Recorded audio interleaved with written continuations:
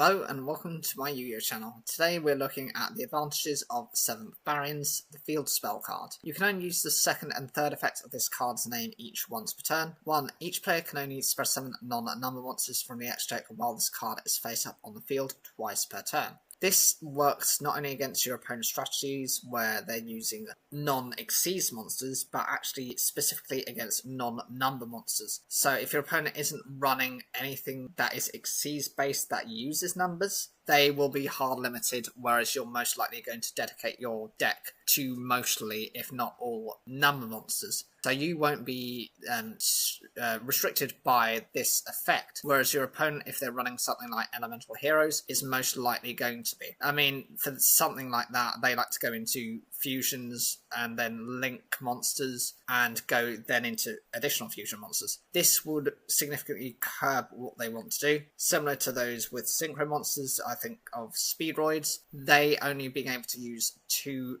synchro summons during a turn might put them in a situation where they cannot actually recover enough to go into their big boss monsters. Secondary effect, during your main phase you can add 1 Umbral Horror monster from your deck to your hand, then discard 1 card. You are substituting a more consistent search for a dedicated Umbral Horror monster that comes from your deck to your hand, and you're just discarding a card. That card might have an effect which activates in the graveyard, and then you can actually trigger off that effect later on, so it's no cost to you, or it might just be a card that's not relevant for that period of time. The third effect, during the end phase, each player takes 400 damage for each Xyz monster on the field. Now, there's a couple of benefits for this. The 1000 Umbral Horror, when you have a monster that happens to be Xyz summoned on that turn, it actually revives itself and actually negates any burn effect damage you would take during that turn. So that would shut down your damage for that duration at least once, but it will probably happen multiple times within the duel. And so long as you can keep your life points above your opponents, you're more likely to do damage to them than they are to you. You just need to apply the pressure. This works on any decks that use Xyz monsters, so obviously you'll be running your own, but if your opponent is also running Xyz monsters on the field, they're more wanting to clear their own Xyz monsters and yours from the field so that you don't take the additional burn damage. This effect only applies during the end phase and is subject to certain conditions, but actually if you can mount the pressure, it's a bit like the Crimson Nova, which is that Cubic Emperor, where that can do 3000 points of damage during yours and your opponent's turn, but it's small increments of damage which can build up over time. It's quite similar to something like Trickstar, where the more you can kind of get on board, the more likely you are to win and faster before your opponent goes into certain resources. I'd love to know what you think of this, but the benefits of these cards are, and if there's anything else you can think of in the comments section down below. Make sure to like the video, it really helps support the channel, and if you can watch another video at the end screen or on the main channel itself, that also helps to boost my watch time. Thank you.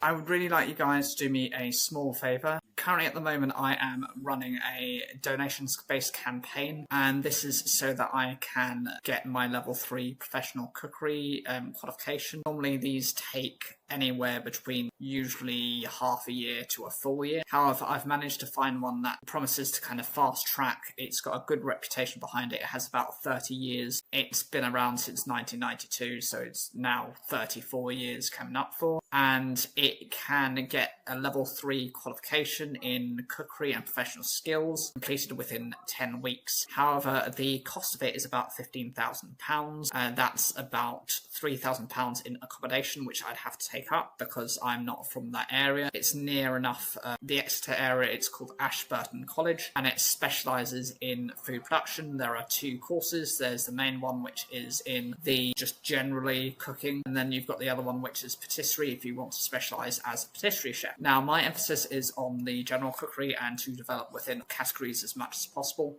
They do have the option for the smaller course, which is the 4 weeks, but that will give you a certificate and not a diploma, so it won't give you the same level of robust training. Now, I would be grateful for absolutely any donations you can provide, any support you can provide. That'd be great, even if you can just share that information to other people.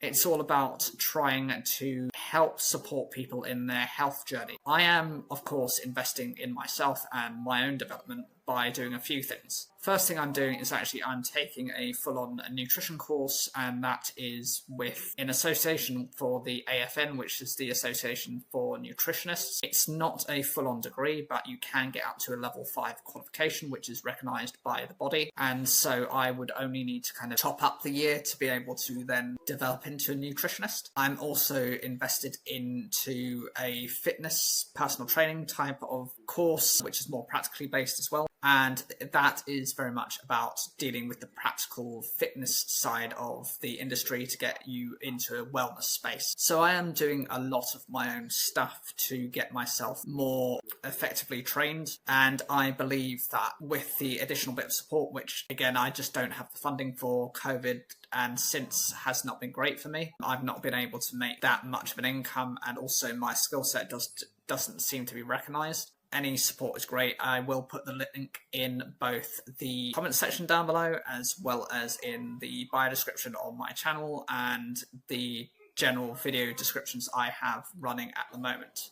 I am actually looking at additional forms of training outside of this. I have something currently running, which is the level 1 nutrition course, which I'm doing with South Belford College. I am progressing hopefully onto level 2. I'm just having to wait for my results to come back. I've also got a higher education, one of those conversion courses, because I never actually took biology or chemistry, so the conversion course would hopefully be able to kind of fast track me within that, given that I have other qualifications. I'm also applying for these degree apprenticeships, which are going on. They advertise now, but you don't start them until September, so I'm trying to gear myself towards that. Everything is trying to support other people's development and within their ability to gain health.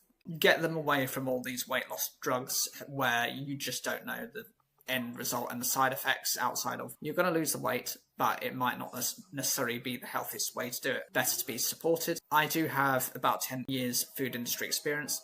But I feel that if I gain the qualifications and the understanding and reasoning behind different nutrition facts and different categories within the product ranges, I'm not one who feels that you have to limit themselves. You know, if you try and limit your vices too much, you end up just going obsessive. Look at people at Christmas, you know, they fall into place with all this marketing. Oh, I must have every one of every dessert. No, you don't. If you don't like mince pies, don't have mince pies. If you don't like the specialty desserts, just don't go for them that year. Just go for your standard fare. Something safe. Something you know you're going to like. And that's what I did this year. It's just pretty much like a specialty dessert, mince pies, one lot, and one Christmas cake as well, I believe.